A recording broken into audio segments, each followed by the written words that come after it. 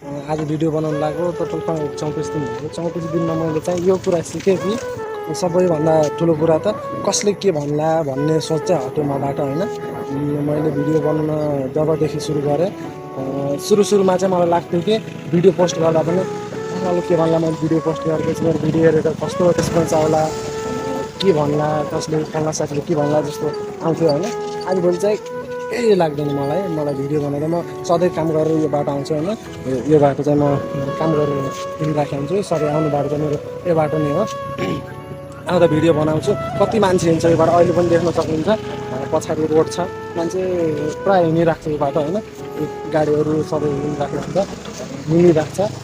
तर म भिडियो बनाउँछु। मलाई फरकै पर्दैन आजभोलि, मतलब सोचै हटिसक्यो। मैले यति धेरै दिन मैले मिहिनेत गरेँ होइन, धेरै दिन पोस्टहरू गरेँ, अपलोड गरेँ, भिडियो बनाएँ।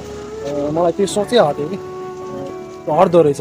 मतलब सुरु नगर्दासम्म फरक हुन्छ। मान्छे अब सोच्छ के भन्ला, कसले के सोच्ला, कहिले साथीले के भन्ला देखेँ भन्ने जस्तो लाग्छ। तर मलाई चाहिँ त्यो सोच प्रपरली हटिसक्यो। अहिले चाहिँ मैले भिडियो लगभग अहिले 3400 भिडियो यो चाहिँ मेरो 3400 भिडियोसम्म लगभग कन्टिन्यू नै मैले दिइरहेको छु टाइम। पोस्ट नगरेर दिन छैन। यतिसम्म पनि मेरो एउटा भिडियो त भाइरल भएको छैन, एउटा पनि भिडियो भाइरल भएको छैन। तर आउँदो दिनमा होला होइन। अहिले चाहिँ भएको छैन अहिलेसम्म चाहिँ।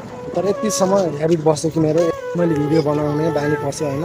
त्यो चाहिँ मेरो सधैँ काम गरेर आउने बाटो हो। यो चाहिँ म यही बाटो हिँडिराखेको हुन्छु होइन। यही बाटो नै भिडियो पोस्ट गरेर हुन्छु, किनभने मेरो आउने बाटो चाहिँ रेगुलर यही हुन्छ। रेगुलर म हिँड्ने बाटो नै यही हो होइन। त्यो भएर बाहिर चाहिँ पब्लिकमा भिडियो बनाउनु जानु चाहिँ भ्यान्न मैले। त्यो कारणले गर्दा चाहिँ मेरो सधैँ एउटै लोकेसन हुन्छ क्या भिडियो बनाउने। अब कुनै दिन आउला नयाँ ठाउँमा गएर भिडियो बनाउँला। अहिले चाहिँ यही बाटो म रेगुलरै यही बाटोमा भिडियो बनाउँछु। मैले चाहिँ नयाँ ठाउँमा जानको लागि चाहिँ टाइम मिल्नुपर्छ। मलाई दिउँसोमा चाहिँ टाइम मिल्दैन आजभोलि। त्यसैले म भिडियो बनाउनु नयाँ ठाउँमा जानु चाहिँ पाउँदैन होइन।